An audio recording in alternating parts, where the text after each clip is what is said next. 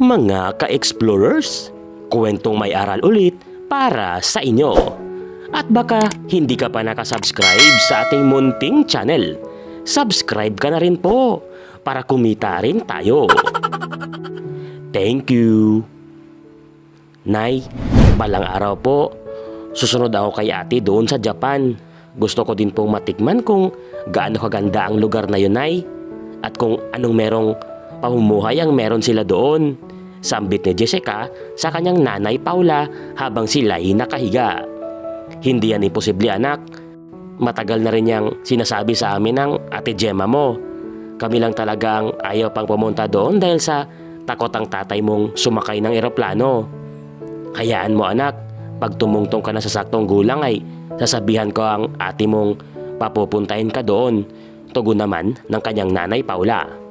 Sa panahon kasing yon ay 16 years old pa lang itong si Jessica at minor de edad pa lamang.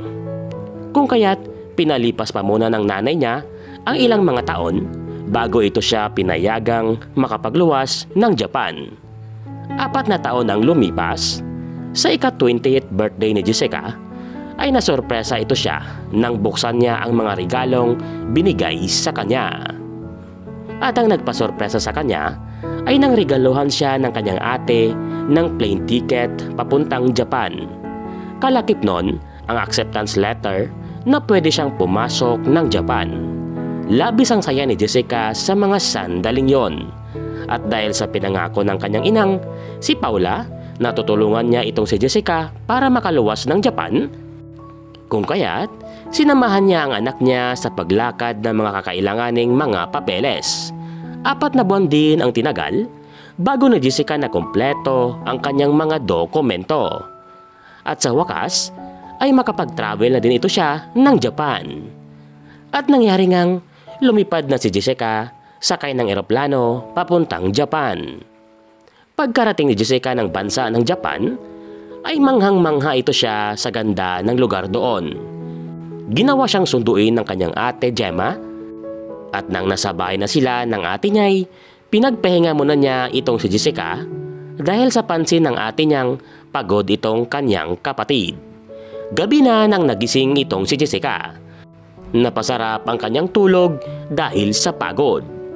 Pagkalabas si Jessica ng kwarto ay nahiya siya ng bahagya nang masilayan niya na nandoon na ang asawa ng kanyang ate Gemma na si Ping. Jessica, halika. Maupo ka at kakain tayo. Siya nga pala, si Tito Ping mo. Sambit ng kanyang ate. Hello po. Maikling sambit ni Jessica dahil sa bahagyang nahihiya pa ito siya. Tango at ngiti lang ang ginanti sa kanya nitong si Ping. Sa sandaling yon. At sabay silang 4 na kumain. Sa gabing yon, bago silang lahat matulog, ay ginawang kausapin ni Gemma itong si Jessica. Jess, ito nga pala ang gagawin mo sa bahay. Sa araw-araw ay ikaw ang magbabantay sa pamangkin mong si Hana. Kasi magiging busy na ako sa trabaho ko. At tulong-tulong ka na rin sa gawaing bahay ha. Ako na ang bahala sa sahod mo, kapatid. Saad ng kanyang ate Gemma. Sige po ate, makakaasa po kayo. Ako na po ang bahala kay Hana. Salamat Jess, malaking tulong tong nandito ka. O siya, sige, magpahinga ka na at magsisimula ka na bukas. Good night Jess, sambit pa ng kanyang ate. Good night din ate, tugon naman ni Jessica. Kinaumagahan nga ay nagsimula na itong si Jessica sa pagbabantay kay Hana. Hindi naman siya nahirapan dito kay Hana dahil sa 3 years old naman na ang pamangkin nito at hindi naman malikot gaya ng ibang mga bata. Ngunit isang araw, bigla na lang nawalan ng trabaho itong si Ping sa hindi malamang kadahilanan. Kung kaya't naging tambay muna ito siya pansamantala sa bahay nila habang naghahanap pa ito siya ng trabaho. Sa pangyayaring yon ay nanibago itong si Jessica. Lalo pat ramdam niyang iba kung tumingin sa kanya itong si Ping. Hindi rin niya masumbong sa kanyang ate Gemma dahil baka akala lang niya ang lahat ng kanyang napapansin sa galaw ng Tito Ping nito. Hanggang isang araw, habang naliligo itong si Jessica, ay bigla na lang ito siyang pinasok ni Ping sa banyo at doon ay ginawang pangahalay sa kanya. Iyak ng iyak at nagmamakaawa si Jessica sa sandaling yon. Ngunit pinagpatuloy pa rin ni Ping ang kanyang makamundong pagnanasa. Matapos ng pangyayaring yon, ay ginawang takutin ni Ping itong si Jessica, na kapag sumumbong ito siya, ay ipapadeport niya ito siya pabalik ng kanyang bansa. Sa takot ni Jessica, ay nagawa niyang itago ang lahat ng yon sa kanyang ate Gemma.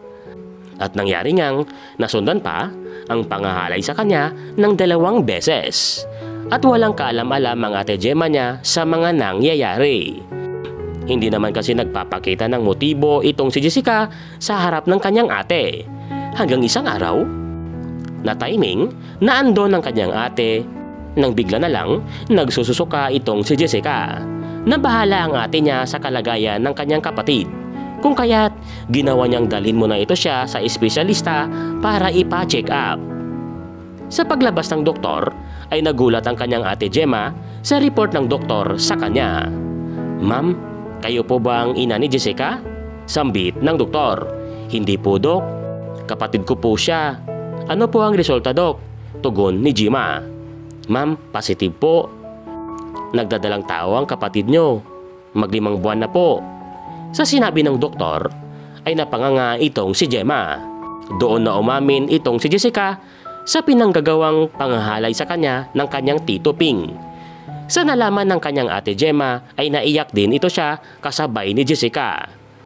Pagka-uwi nilang dalawa ng bahay ay ginawang kumprontahin ni Gemma itong si Ping.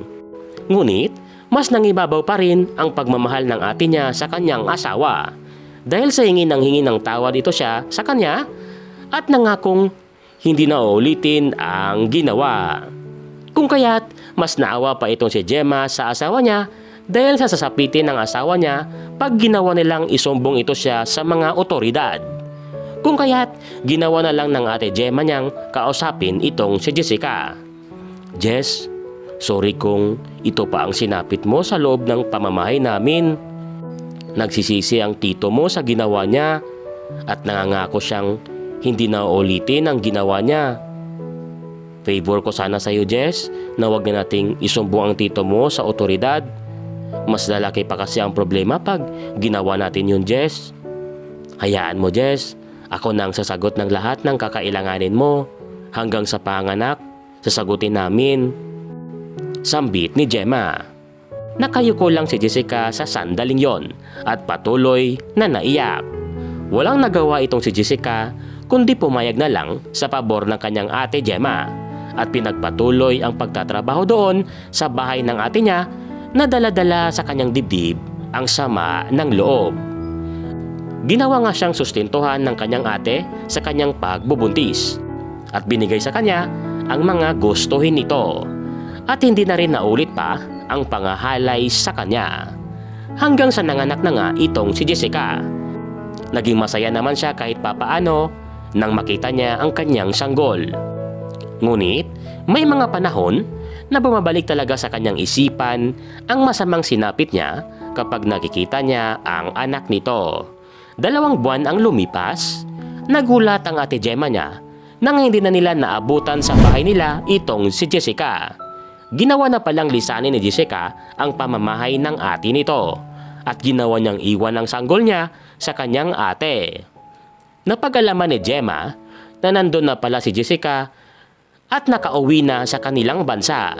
Simula sa araw na yon ay nahiya nang umuwi sa bayan nila itong si Gemma dahil sa inaakala niyang baka sinumbong na ni Jessica sa ina nila ang ginawa sa kanya ni Ping. Sa tuwing tatawag at mangamusta nga sa kanya ang kanyang ina ay hindi man lang nito nababanggit ang pangalan nitong si Jessica. Hanggang sa lumipas ang 20 taon. Nagkaroon ng problema sa tahanan nila Jessica. Ginawa kasing isanla ng mama Paula niya ang lupang kinatitirikan ng kanilang bahay. Hanggang sa puntong hindi na ito siya nakakabayad na. At nagresulta iyon sa pagka-foreclose ng kanilang lupa kapag hindi pa nila naasikaso ang kanilang utang. Sumakit ang ulo ni Jessica sa sandaling yon dahil sa wala naman ito siyang perang maipangbabayad sa bangko. Nahiya na rin ang ina niyang umasa sa anak niyang si Gemma dahil sa wala yung kaalam-alam sa ginawa ni Paula. Dahil tiyak na magagalit itong si Gemma dahil sa suportado naman sila nito at bakit nagawa pang magprenda ng lupa. Dumating na nga ang araw na papaalisin na sana sila Jessica sa lupa nila. Tanggap naman na sana ng mga ito ang kanilang kapalaran nang sa di nila inaasahan na wala ni isang dumating na mga tao galing bangko. Sa pangyayaring yon ay ginawang puntahan ni Jessica at ina niya ang bangko, dala ang kaunting perang kanilang nalikom.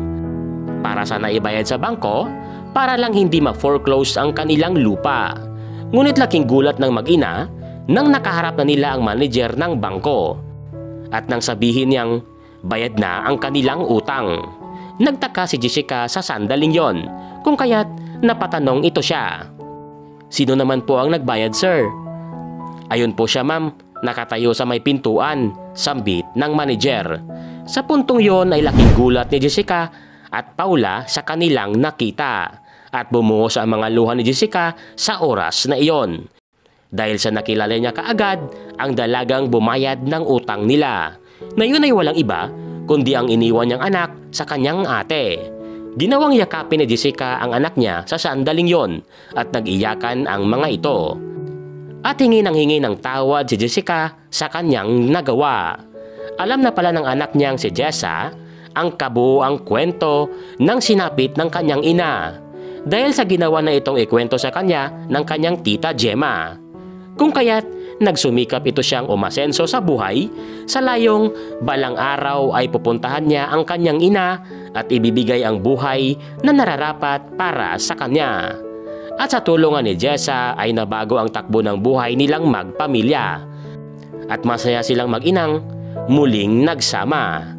Mga ka-explorers, totoong masakit ang makaranas ng masamang karanasan, pero hindi naman doon nagtatapos ang ating buhay.